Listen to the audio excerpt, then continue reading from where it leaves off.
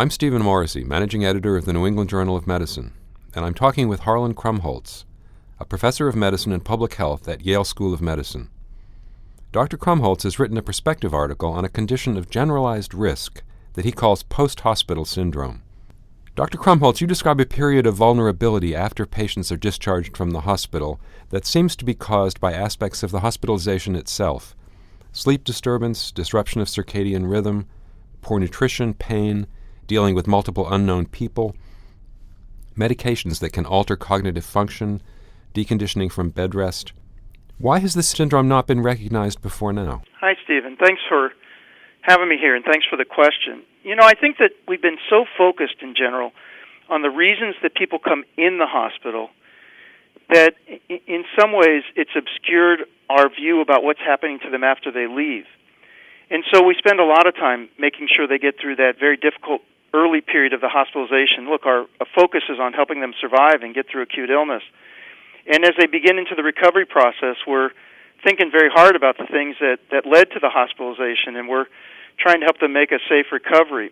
And so when it became apparent to us that readmissions were quite common after people leave the hospital, that 1 in 4, 1 in 5 patients end up back in the hospital within 30 days, and recognizing that these are the result of acute adverse medical events that occur to people with a very high frequency, it was sort of natural for us to turn back to the reason that they came into the hospital in the first place and think if we could just help them in that particular area better, that perhaps we could help them have a successful recovery. But there was an observation, at least that occurred to me in our course of our research on readmission, that really led me to think about this a little bit differently. And it was the observation that people who come back to the hospital within that 30-day period are coming back for a whole range of adverse medical events, and not just the reason that they came in the hospital. In fact, the reason they came in the hospital in the first place always represented a real minority of the reasons that they were coming back subsequently. And they were coming back, if you came in with heart failure, about a third of patients, heart failure was the reason for the readmission, but 2/3 included things like infections and trauma and metabolic disturbances and renal disturbances and coagulation problems, and whether it was bleeding or clots. And it was a whole range of things. And then you start looking across other conditions, and you're seeing exactly the same thing. And what you're noticing is that across conditions, that is, across reasons for the initial hospitalization, there's a great similarity of things that are bringing them back in the hospital. And it got me thinking that, what I think we're observing here is an acquired transient condition of high generalized risk for virtually all medical problems. And that what we've done is perturb these patients' physiologic systems. We've depleted their physiologic reserve. They've had an exceptional amount of allostatic stress. And the result is that they're in this period of weakness, vulnerability, susceptibility. And then that's what we're seeing really in this period. And surely these efforts to improve transitional care, well, you can probably mitigate some of this, and all of these things. The quality of the care is important. But I think we're missing that they've acquired a condition during the course of hospitalization that leads them to be in a period of great susceptibility. And that maybe to help them succeed in their recovery, we need to recognize that there is a different way we need to approach this than we have in the past. You note in your article that nearly a fifth of Medicare patients who are discharged from a hospital have to be rehospitalized within a month.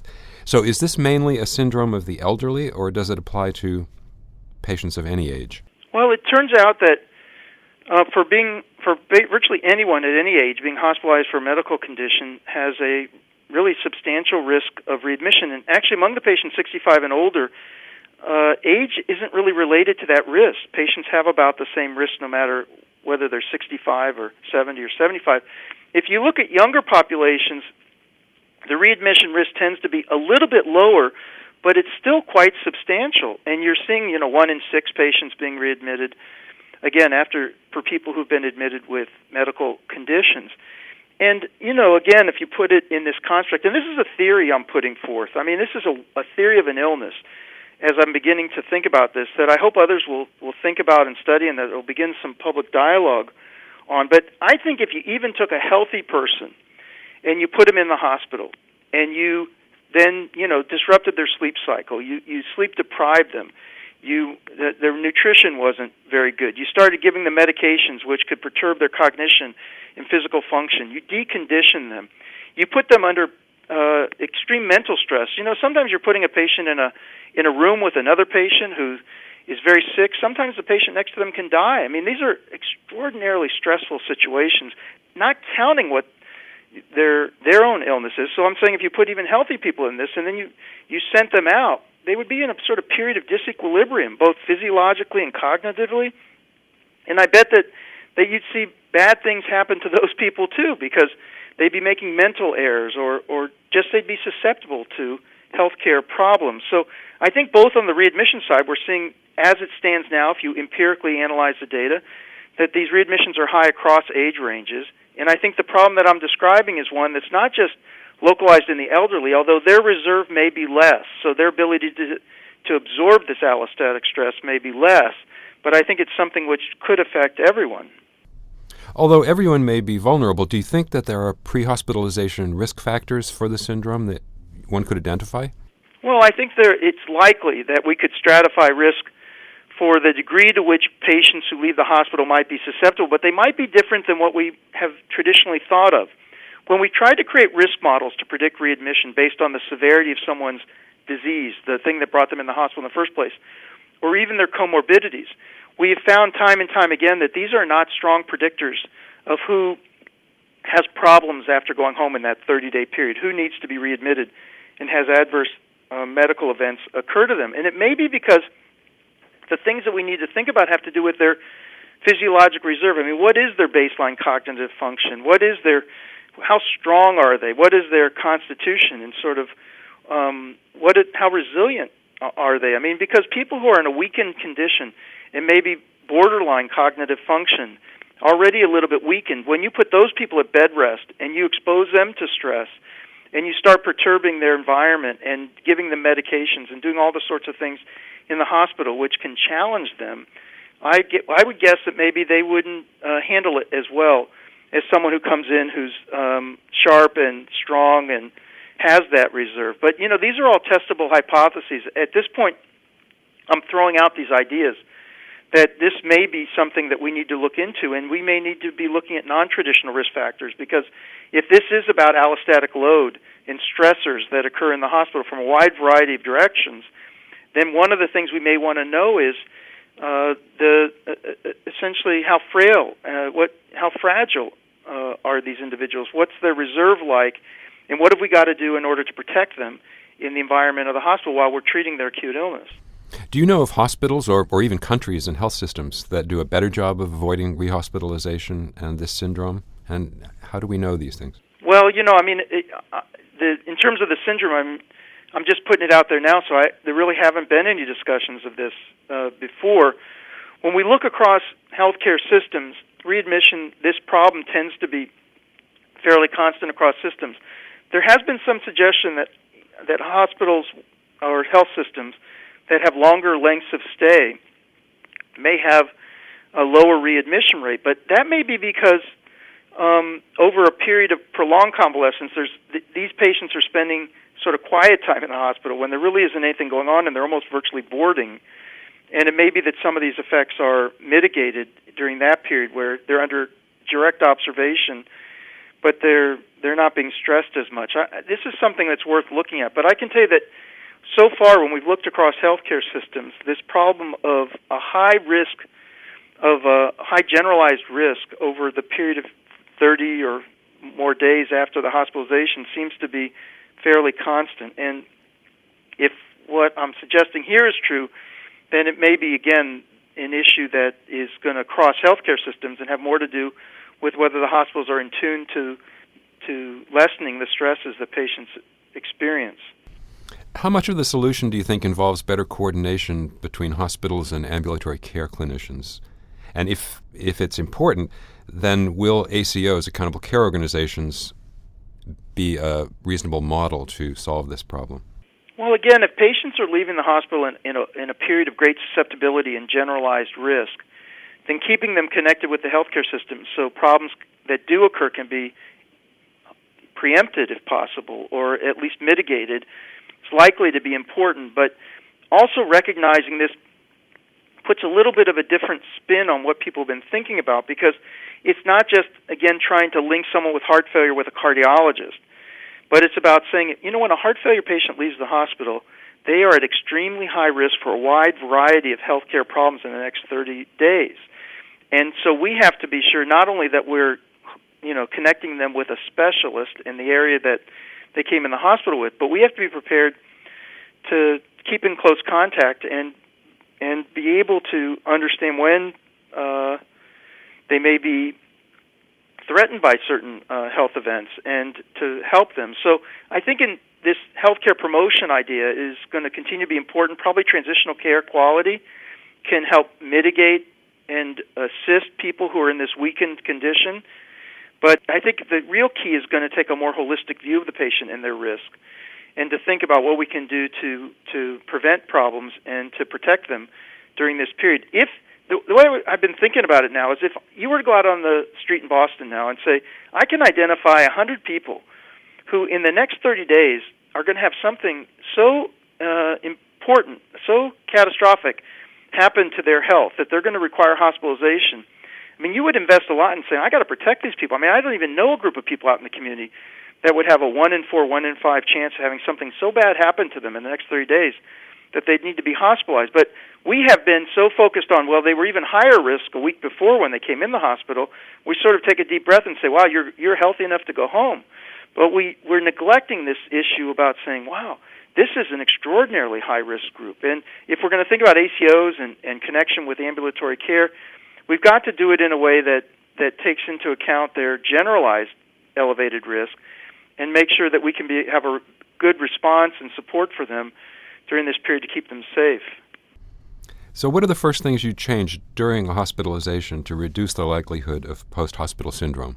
Well, if this theory is right, then it has a lot to do with the stressors that people experience during the hospitalization. And it may get back to sort of first principles about how can we make sure that people get the rest that they need? How can we make sure that we are keeping them active and avoiding deconditioning, which, particularly in elderly patients, can occur quite rapidly? How can we pay real close attention to nutrition? And how can we make sure that people remain oriented? A lot of the principles here are ones that have been implemented in programs to prevent delirium, where you make sure people remain oriented, that you try to calm down the environment, you try to be cognizant of the interruptions, and the scheduling is set up so that it's very patient-centric. But we realize that for sick individuals that it doesn't take a lot of stress to really throw them off balance. And, I've sort of equated this, many of these patients, it's like going home with the worst case of jet lag you can ever imagine, because they're just, in a period of disorientation. And to us, further evidence of this is, if you interview patients who've gone on from the hospital about a week later, and you ask them, why were you in the hospital? We've found, at least in New Haven, despite the fact that we're very good at checking off the box for education, that about 40% of the patients have trouble telling you in any sort of coherent way why they were in the hospital.